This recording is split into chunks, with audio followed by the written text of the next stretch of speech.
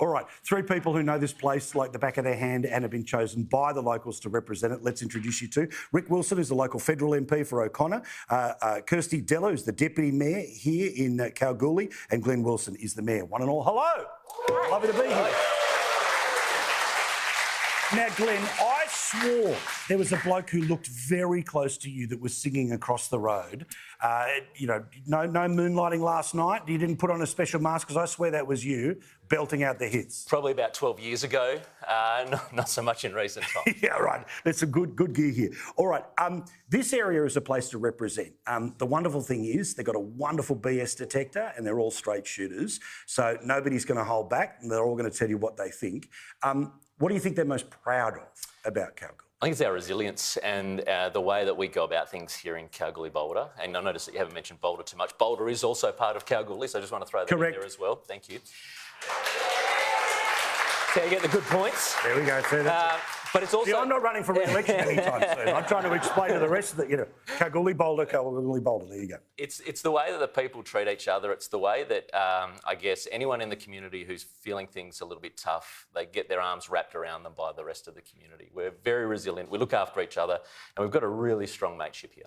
So, Rick, when you go to Canberra, you've got all sorts of people who have all sorts of opinions about things like mining, but also they're in very different settings. I mean, this area, Kalgoorlie-Boulder, is very different, very sparse, but also, has all of the metropolitan facilities that any regional centre does. But it must be fun to come up against some of these inner city MPs who are whinging that they've got to go, the traffic, it's 20 minutes. Just how big is your electorate?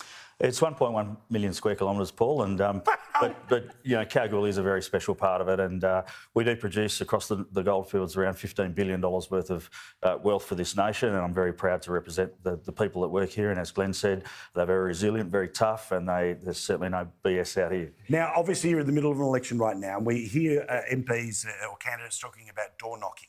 When you've got people with big blocks of land, are you literally just choppering from one joint to another to knock on the door?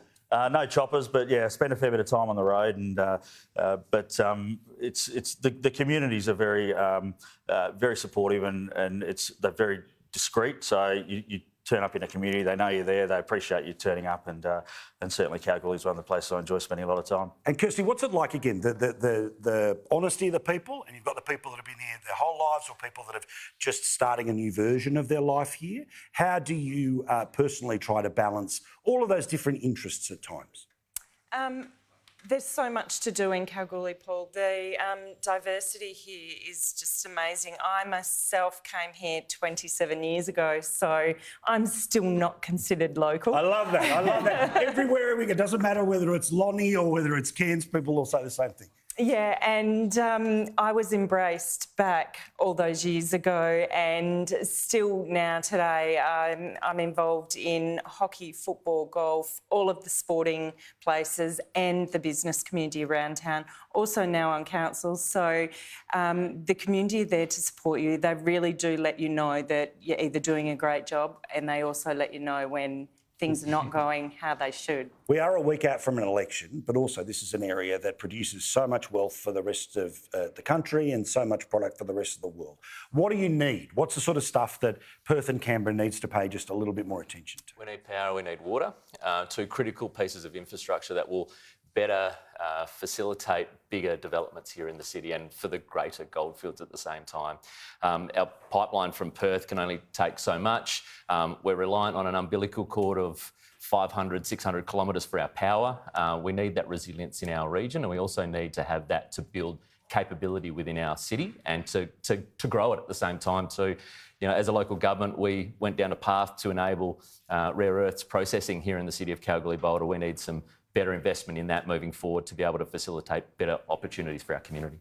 So in terms of, again, arguing these questions in Canberra, how do you do it? How do you make sure that, I'd imagine there is a collaborative relationship between state and federal government? Because the reality is, if this place doesn't have that sort of resources, then what it sends back and sends over to the rest of the world changes. Well, Glenn mentioned the power umbilical cord, 600-kilometre transmission line that runs to Collie, which is another town in my electorate, which has been in the news. And last year we had a 7-day power outage, which was devastating for the community, of course, but also the local industry as well. So, we need to, I think, to secure the future of Kalgoorlie and the resource sector, have a power generation source based here in the goldfields. Now, whether that be gas or... 6 days to go. He knows how to fire up a crowd. Well done. Right, Chris, I'm going to give you the 30-second spiel. Why should people come and visit this beautiful part of Australia? It is the heartbeat of Australia. It really is. We are the heart of the goldfields here, and why not come here? We've got everything that you need right here on your doorstep on a big red platter. Bloody-o. Thank you, guys. Lovely to see you. Lovely to meet you. Thank you for having us here in this beautiful part of Australia.